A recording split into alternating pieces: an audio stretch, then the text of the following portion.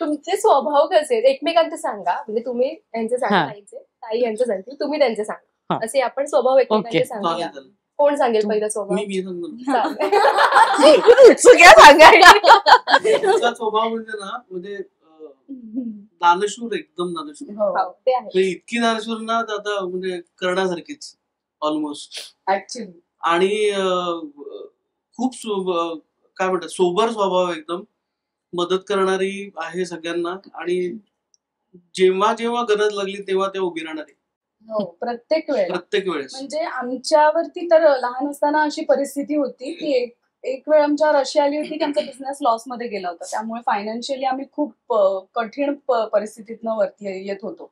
आणि नेमकी त्यावेळेला हिच्या सिरियल्स आणि ही शाळेत शिकत असताना काम करत होती आणि पैसे कमवत होती. सो तिचा सगळा पैसा एकतर आमच्या घरातल्या प्रत्येक वस्तू आणि आमची शिक्षण, त्यानंतर त्या व्यतिरिक्त तिने बाबांना बिझनेसमध्ये जो लॉस झाला होता त्याच्यासाठी सुद्धा तिच्याकडचे पैसे दिले.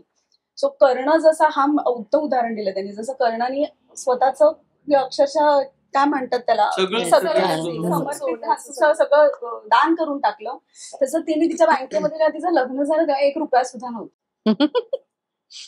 बापरे, हे माहिती होतं पण हे इंटरनल एवढं माहिती नव्हतं. आणि रात्री जागून पत्ते खेळणं की मजा मजा तिला आवडतं, म्हणजे तशी अशी मजा हे करायचो. आणि हिच्या अशा स्वभावामुळे ना हिचे नेटवर्क खूप वाढले, म्हणजे खूप लोकांना आवडायला लागली. फॅमिलीमध्ये पण एवढं असं घट्ट पकडून ठेवलं होतं ना. मला मला घरात अक्का म्हणतात. हा, कारण मी सगळ्यात मोठी, अख्ख्या कुटुंबात सगळ्यात मोठी मी. म्हणजे माझ्या बाबांचे भावंड जे आहेत चुलत पिलत सगळ्यामध्ये सगळ्यांच्या मुलांमध्ये मी मोठी, त्यामुळे घरात सगळेच अक्का म्हणायचे मला.